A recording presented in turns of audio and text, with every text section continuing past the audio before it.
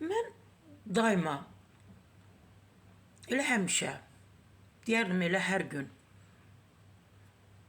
orta məktəbdə təhsil alan, hansı ki uşaqları, övladları orta məktəbdə təhsil alan valideynlər var, daima onlara tövsiyəm olur. Uşaqlarınızı nəzarətsiz buraxmayın. Uşaqlarınızı nəzarətsiz buraxmayın. İstər qızlar, istər oğlanlar. Çünki, məsələn, 14, 15, 16, 17, 18 yaşından sonra gənclər, daha doğru məktəblilər sevmək, sevilmək, onlar üçün maraqlıdır. Bir maraqlı dünyadır, bir maraqlı həyatdır. Hamı o yaşda məhz məktəblilər içərisində bir boşluq hiss eləyir. Ehtiyacları var sevməyə, sevilməyə. Təbii ki, valideynlər tərəfindən yox, qarşı cins tərəfdən, oğlandırsa qadın tərəfdən, qadındırsa kişi tərəfdən. Respublikanın bir-birinə vuran olay, hansı ki liseydə hadisə baş verib, oğlan şagird, məktəbli atasının ov tüfəngini evdən gətirib, qadın müəlliməyə ov tüfəngindən ateş açıb, iddia olunur artıq. Artıq iddia olunur. Mənim özümə də bir çox insanlar deyir ki, Sarı xanım deyildiyi kimi deyil, yazıldığı kimi deyil, mehriban olublar. Deyir, o məktəbli ilə müəllim arasında isti münasibətlər olub. Çox isti münasibətlər olub. Çox.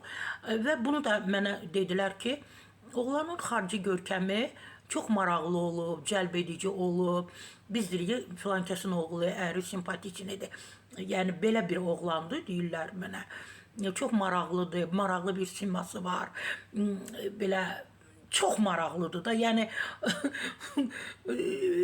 onu sevməyə bir çoxları maraq göstərə bilər, amma onun başqa bir maraq dünyası olub. Yenə də deyirəm, müəllimə ilə çox isti münasibətlər olub. Çox. Təbii ki, mən demirəm hansı isti münasibətləri. Əsas odur ki, sizə çatdırıram və iddia olunur ki, isti münasibətləri olub. Müəllimə artıq buna son qoyduğu üçün məktəbli evdən, öz evlərindən, öz mənzillərindən atasının ov tüfəngini götürüb, gəlib müəlliməyə ateş açıb. Ona görə deyirəm, hörmətli valideynlər, evladlarınızı nəzarətdə saxlayın. Onların içərisində həmişə bir boşluq olur. Onlar düşünür ki, onlar kimisə sevsə, kimsə onları sevsə, o boşluq da ola bilər. Halbuki o boşluğun nədən ibarət olduğunu bilmirlər. O boşluq nədir onu bilmirlər. Sadəcə düşünürlər ki, qarşı tərəfin sevgisi olsa, məhz o boşluq da ola bilər. Hər an, hər dəqiqə, hər gün, hər saat nəzarətdə saxlayın. Telefonlarını izləyin, hara gedirlər, hardan gəlirlər, kiminlə görüşürlər.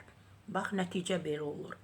Nəticə, yenə də deyirəm, həmin liseydə məktəbli ilə müəllim arasında çox isti münasibətlər olub.